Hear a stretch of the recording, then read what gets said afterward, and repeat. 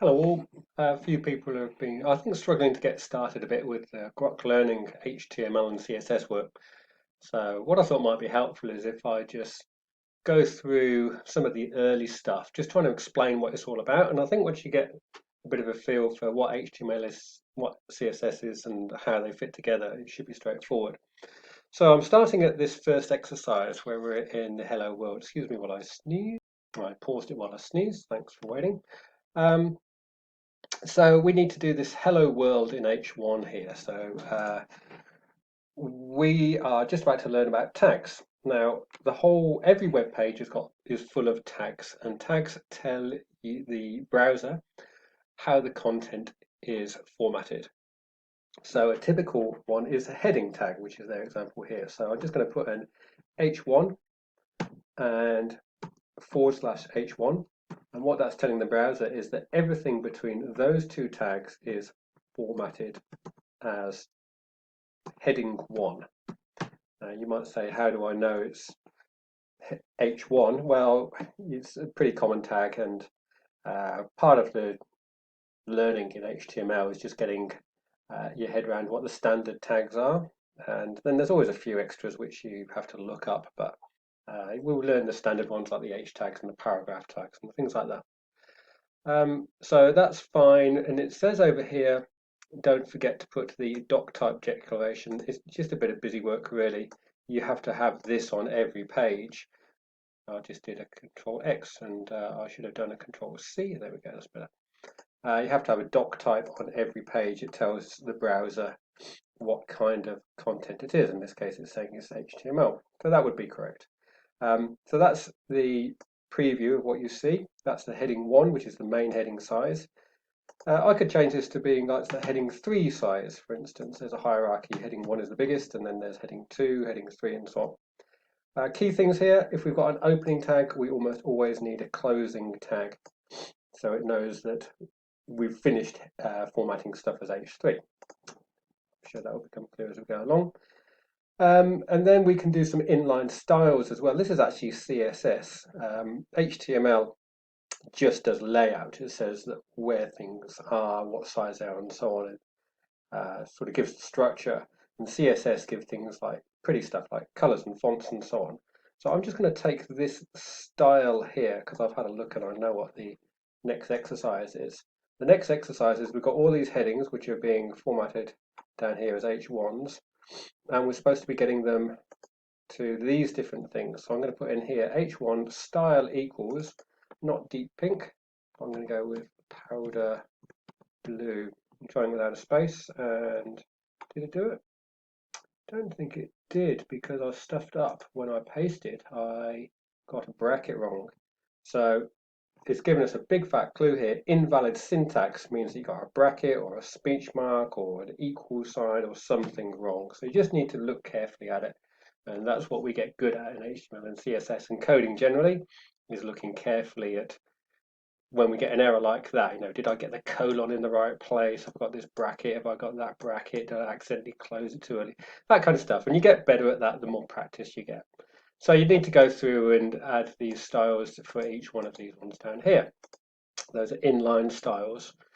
This is the level of headings I was just talking about. We can see that down there. Cool, straightforward. Paragraphs are how we define text normally.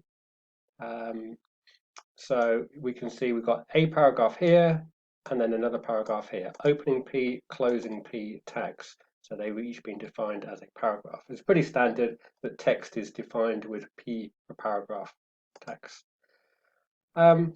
So this exercise here is about putting in the H tags and so on. It tells you what to do. It says Argleton should be in level 1 heading. So let's do that. H1, and then at the end of that, /H1. And then this is supposed to be a paragraph, so a P there, and at the end of that line, /P. It's so easy to make mistakes when you're doing this. You just have to look really carefully at what you're doing, and it does give you the hints. When everything goes red, it means there's a problem. And down here we can see the preview. It looks pretty good, etc. You can fill in the other level 2 headings and the paragraphs and so on. Next one, consistent styles. So if I just skip back a little bit, back to here, this is an inline style. So, it's a bit tedious to have to do this every single time. Now, in other situations, this situation, they were all the colours were different, but in other situations, you might want all the H1 styles to be this particular colour, and you wouldn't want to have to put this in every single time. So that's what this next section is about. If we just skip back ahead, consistent style, and what we can see, it said between this style and this / style here, it said all H1 tags are going to get what's between these two brackets. All right, so this is probably the biggest and most complex thing, and once you pass this, you're all good. All right, so you can see here it's done this. It said that this heading and this heading, H1 and H1, they've both picked up this Rebecca purple style here, and we could change it to powder blue, and it's gone to powder blue, both headings, not just the one, but both of them. Right, so let's go and look at the exercise on this. I've got some font families as well. I always forget how font families work, so I'm just going to copy this here. And font size, yeah, font size, got that right. So basically, I think, and line height as well. I think once we've done this, I'm going to let you guys try and work it out for yourself, all margins and widths. Yeah. So here we are in this monospaced exercise. It looks like I've already started it. Oops, I didn't mean to. Obviously, there's the H. Oh, maybe I haven't.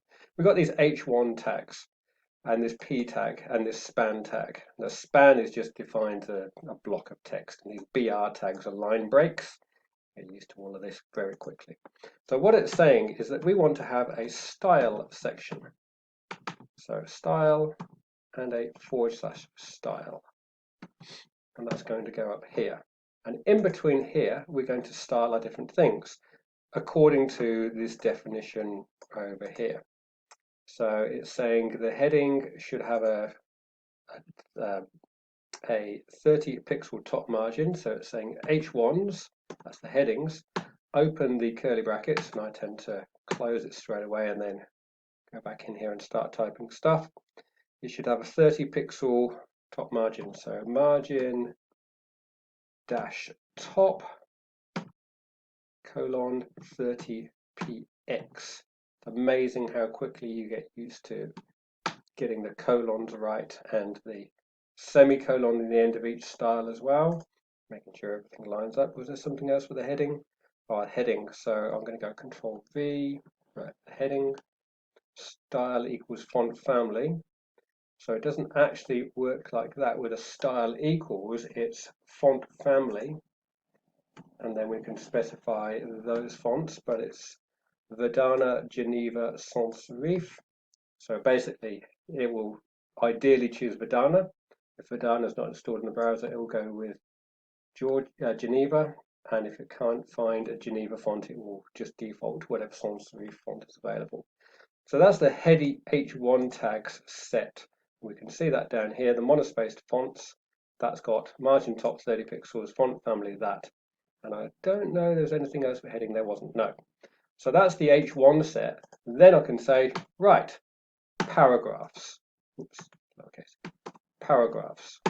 Open the curly bracket, close the curly bracket, and let's go up here, and we can start applying some paragraph styles.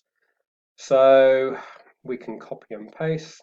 Said should use these font families, so let's go with the font families. Control C, Control V, and we should see that happening straight away. It says the paragraph font size should be 18 pixels, so font dashed size 18 px. You know what you're going to have to do is quite a lot of like, oh, how do you set the font size? Click back, line height, font size, blah blah. Yeah, got that. Click forward again, find the right place, and yeah, copy and paste something and put it in here. Bit fiddly, but take your time. We're not up against the clock here. What I'm specifying is that you should spend an hour on this. And if at the end of that hour, all you've done is got this bit right, hey, you've learned something. Good enough. right? There's no rush. You don't have to get on to heaps and heaps of different stuff. So hopefully, I think I'm going to stop right there because that's plenty. Just being able to do this exercise in itself, you've learned heaps and heaps about how HTML and CSS all work together, and you're making really good progress. All right. I will do a Zoom session today, so if anything's going dreadfully wrong for you, I can just dive in. I can actually go into your stuff, so on my teacher dashboard, I can dive in, I can look at what you've written, and I can change it for you or work with you on that straight away. Easy peasy. So don't sit and struggle. I'm here to help.